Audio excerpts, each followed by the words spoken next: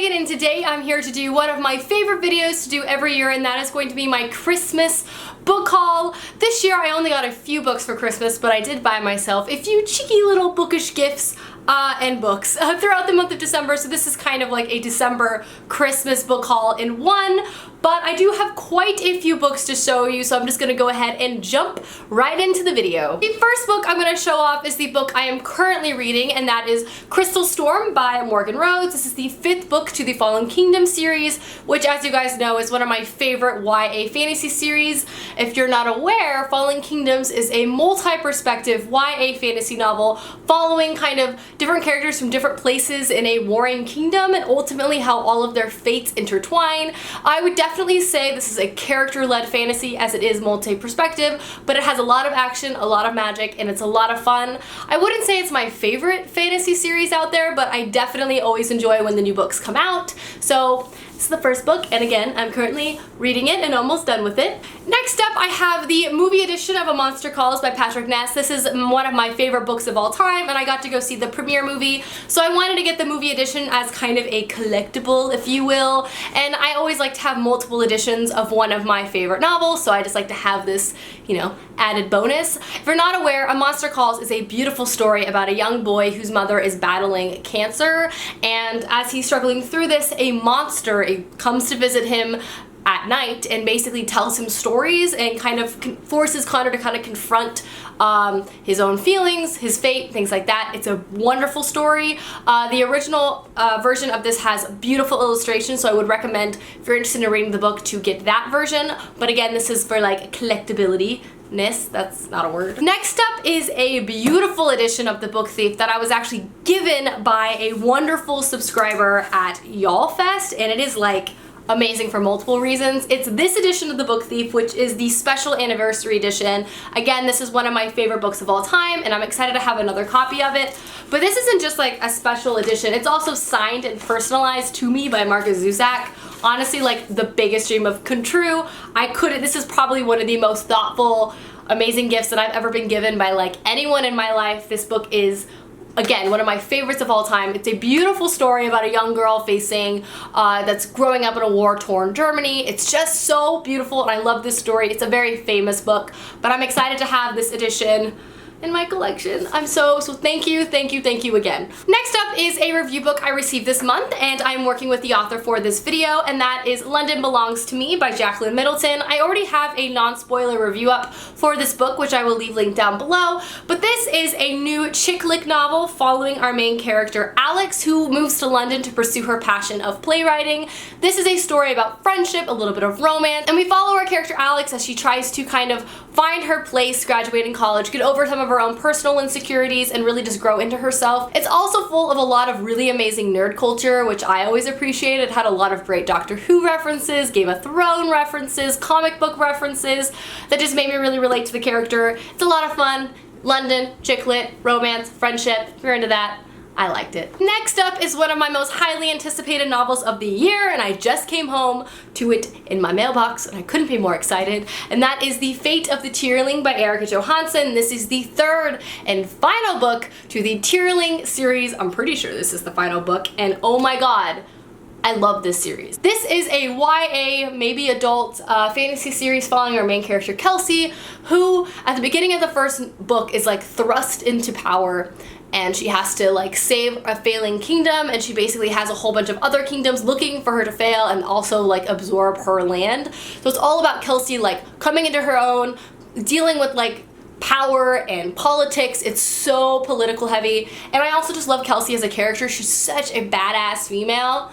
Oh, I just can't wait to finish this. This is, again, one of my most highly anticipated, and these books are just absolutely stunning, so yay. The next novel was also sent to me for a review by Skyhorse Publishing, who I'm also working with for this video, and that is Terry Goodkind's The Nest. This I was really excited to accept because I've heard of Terry Goodkind a lot because he's a huge name in the fantasy genre, but this is his actual first thriller novel, which I thought to be really exciting and cool. It follows our main character Kate, who basically kind of is a normal person who kind of gets thrown into this whole murder mystery. She basically is a witness to a murder, and there she discovers that she has a power where she can tell if someone's a killer by looking in their eyes. After she discovered that she had this power, she teams up with this guy, Jack, and from there, a whole bunch of crazy madness ensues. They begin to get tracked down by this like organization of killers. It sounds thrilling, full of mystery, murder, and it sounds really fast-paced and intense, which are all things I look forward to reading in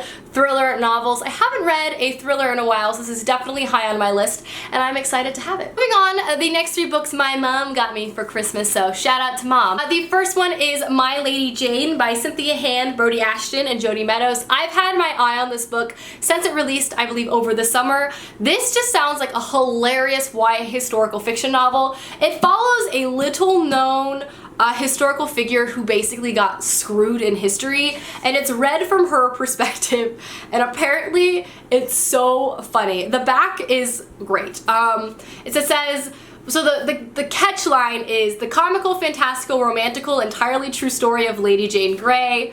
But not really. And it says Lady Jane, 16, is about to be married to a total stranger and caught up in this insidious plot to rob her cousin, King Edward, of his throne. But that's the least of Jane's problem. She's about to become Queen of England. Like, that could go wrong. So it's this kind of like, it's definitely not historically accurate, but I hear it's supposed to be this like funny, kitschy, historical rom-com, but with lots of twists and turns that I've heard really great things about. It sounds like a lot of fun, and I can't wait to pick it up. Next up is And I Darken by Kristen White. I have been so into dark YA fantasy lately, Three Dark Crowns, things like that, and so this came out over the summer as well, but because I've had such good luck with dark YA fantasy lately, I decided to go ahead and pick this guy up as well. This is a Vlad the Impaler retelling, so our main character is like not a good guy. She's like bloodthirsty, kills a lot of people, and I'm really excited to read from that perspective. It follows our main character, Lady Dargala. She's a princess and she's vicious, and she's ready to play in this vicious, power-hungry game and like not lose, and I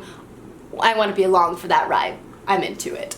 And the last book I got from my parents was actually a recommendation from Max. He literally texted me and was like, I just finished this book, you should read it. And then I was like, and then I just bought it. And it is The Unseen World by Liz Moore. And this is apparently just a family drama, which I love reading, and it follows our main character. Ada, and basically her quest to find out about her father's mysterious past. Max says it's set in the 80s, and there's just a lot of great dynamic between the father and the daughter, and it just sounds really, really interesting. I don't really want to know much more than that, because it's always kind of exciting to go in a book slightly blind, but I have heard great things, and I love the 80s, and I love family drama, so I'm anticipating to really enjoy this book, so thanks Max for the recommendation. And the last 4 books I got from Book Outlet. I will leave, of course, as always, my Book Outlet page down below for you guys to peruse. The first book has a very, very well-known book, and that is The Brief and Wondrous Life of Oscar Wilde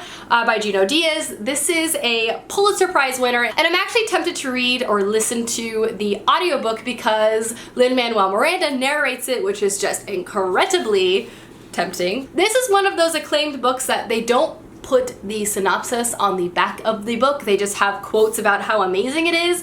So I'm really just gonna take a lot of people's life for it, but I believe it's just, apparently people say it's vibrant story about a character who's living like an American experience, which seems very vague. But I've been wanting to read more diversely, especially going into the next year. This is a book that has been highly praised for a long time, and I saw it for a really good price, so I decided to pick it up. Regardless of the fact that I don't know much about it, I'm still excited to read it. If you do know what it's about, please let me know down below, or just your thoughts about it. I feel like I've seen it everywhere, and I don't have a clear picture of exactly what it's about. But I think it's about the brief, wonderful life of Oscar Wilde. But that's just a guess. Next up are 2 books I just had to grab to continue my collection of these novels, and that is Harry Potter and the Goblet of Fire and Harry Potter and the Order of the Phoenix, and these beautiful British paperbacks. These are the new British paperbacks. Last month I got 6 and 7. They had 4 and 5, so I decided to grab them. Hopefully next month I'll have 1, 2, and 3, and then I'll have 2 sets of Harry Potter paperbacks on my shelf to enjoy and look at. I've been wanting to reread the 4th book really badly, and I'm going to try to do that soon, so I'm probably going to read from this new edition, but again, I'm always excited to expand my Harry Potter collection. The last book to show off you guys is another exciting one, and that is Jane Steele, a novel by Lindsay Fay. The reason why this is very exciting is because this is a Jane Eyre retelling, and if you didn't know this about me, I absolutely love Jane Eyre, and this is not just any Jane Eyre retelling. Jane Eyre is like an assassin, badass killer, and I'm just like, yes, sign me up. I am sold. I bought it. I don't need any more information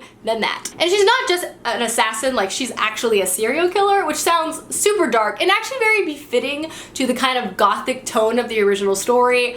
I'm pretty hard on Jane Eyre retellings, I'm not gonna lie, just because I hold the original novel so dear to my heart, but I feel like this is kind of so out there that I'm hoping I will enjoy it a lot. But I will keep you posted on this, and not to mention this cover is absolutely amazing. I mean, can we just for a second? It's so good. Alrighty guys, that is my Christmas book haul. Let me know down below some books you've gotten recently for Christmas from the library, from any holiday you do celebrate, or just a book that you've read recently that you really enjoy, as I would love to know. And yeah, and I will see you guys soon with another video soon. Goodbye!